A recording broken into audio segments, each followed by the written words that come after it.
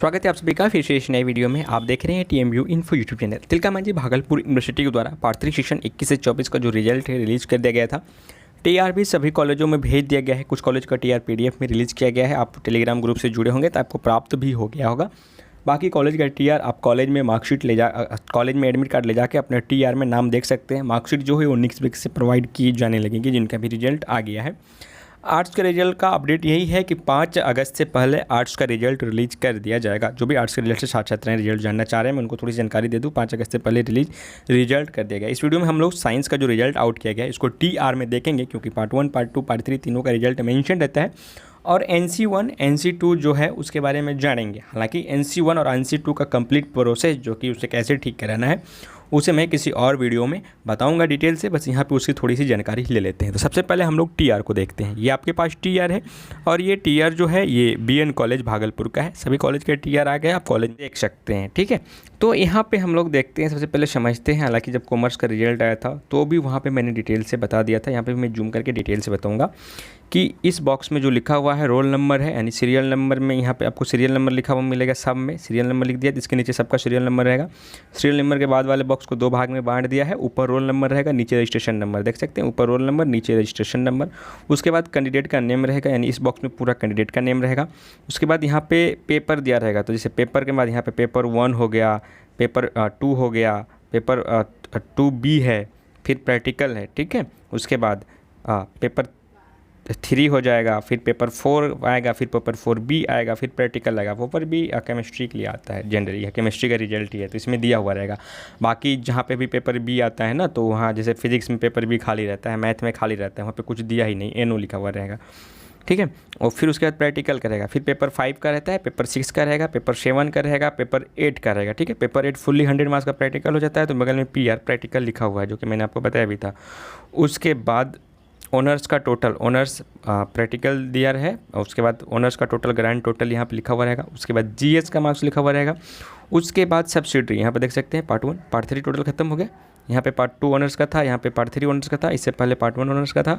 उसके बाद पार्ट 1 का सब्सिडरी 1, सब्सिडरी 2 का दिया रहेगा, जिसमें थ्योरी प्रैक्टिकल दोनों मेंशन रहेगा। फिर उसके बाद पार्ट 2 का यहाँ पे आप देख पा रहे होंगे कि पार्ट 2 का दिया रहेगा, सब्सिडरी का भी और ऑनर्स सब्सिडरी 1, सब्सिडरी 2 का भी। उसके बाद कंपलसरी सब्जेक्ट का दिया रहेगा, पार्ट 1, पार्ट 2। किसी का हिंदी होता है, किसी का इंग्लिश होता है, किसी का हिंदी इंग्लिश दोनों होता है।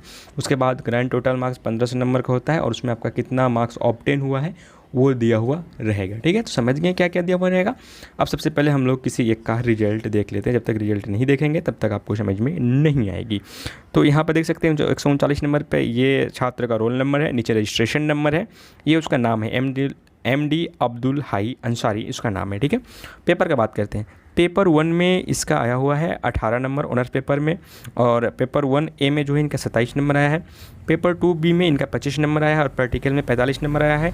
और पेपर 1 और पेपर 2 दोनों मिला के एक में 70 नंबर आया है, एक में 45 नंबर आया है प्रैक्टिकल में, और दोनों जोड़ के इनका टोटल 115 नंबर आया है, जो कि ऑनर्स पेपर फर्स्ट ईयर का हो गया। सेकेंड ईयर का ऑनर्स पेपर का टोटल बात करें तो 26, 36, 24 और 42 जोड़कर इनका जो टोटल है केमिस्ट्री ऑनर्स का 86 + 42 जोड़ के 128 नंबर आया है सेकेंड ईयर के ऑनर्स पेपर में। अब बात करते हैं थर्ड ईयर का, जिसमें पेपर 5, 6, 7, 8 हुआ है। पेपर 5, 6, 7, 8 आपको दिखाई दे रहा होगा। पेपर 5 में 62 नंबर आया है, पेपर 6 में 54 नंबर आया है, पेपर 7 में 54 नंबर आया है। और पेपर 8 जो फुल्ली प्रैक्टिकल होता है 100 मार्क्स का, ये कॉलेज देता है, तो 100 में से 77 नंबर कॉलेज ने दिया है। टोटल जोड़ के देखा जाए तो 247 मार्क्स इनका आया हुआ है पार्ट 3 के ऑनर्स में।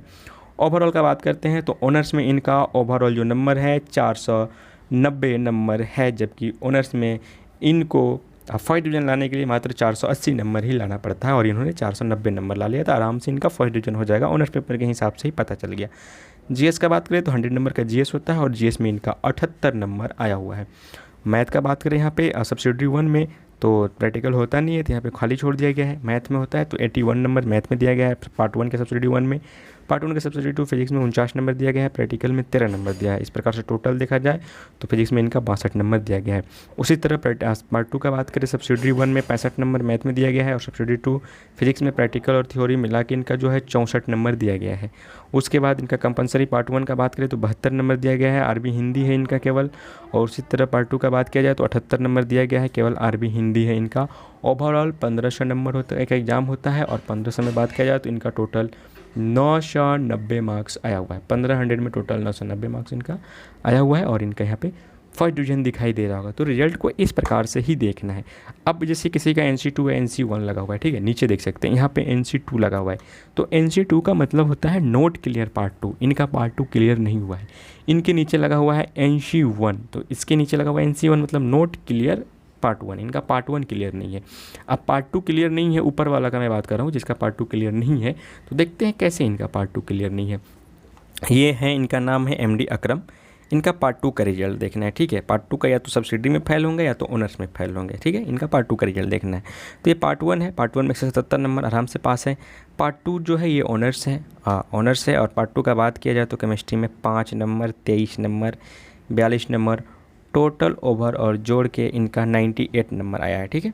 अब सब्सिडी का बात करते हैं तो इनका अगर पार्ट 2 का सब्सिडी का बात करें तो मैथ में 46 है, फिजिक्स में 49 है, तो ठीक ही है। बट इनका जो फेल हो गया है ना, वो केमिस्ट्री के यहाँ पे फेल हो गया। मात्र 5 नंबर ही उन्होंने प्राप्त किया है पार्ट 2 में ऑनर्स में, इसी कारण से ये सब्सिडी में प्रमोट कर गए हैं। दूसरी बात कि NC2 किसी किसी छात्र का है जिनका कि नोट क्लियर पार्ट 2 है, वो अभी 22 से 25 वाले सेशन के साथ एग्जाम दे के पार्ट 2 क्लियर कराएंगे ही। इनके बाद भी बहुत सारे छात्र छात्राएँ का नोट क्लियर आ जाता है, तो उसकी प्रक्रिया मैं बताऊँगा नेक्स्ट वीडियो में, जो कि मैंने शुरू में ही बात किया था। इससे नीचे वाले भाई का देखिएगा तो यहाँ पर आपको NC1 दिखाई दे रहा है, यानी नोट क्लियर पार्ट 1। तो इनका पार्ट 1 में कहीं ना कहीं जरूर गड़बड़ाया होगा। तो आई होप कि आप TR देखने की प्रक्रिया समझ गए होंगे। इसके बाद भी आपको TR देखने में कोई भी कठिनाई है तो आप कमेंट बॉक्स में कमेंट करके जानकारी ले सकते हैं। बाकी जो NC1 है, NC2 है, इससे रिलेटेड किसी को कन्फ्यूजन है तो इससे रिलेटेड अपडेट वीडियो बहुत जल्दी आपको चैनल पर देखने मिल जाएंगे।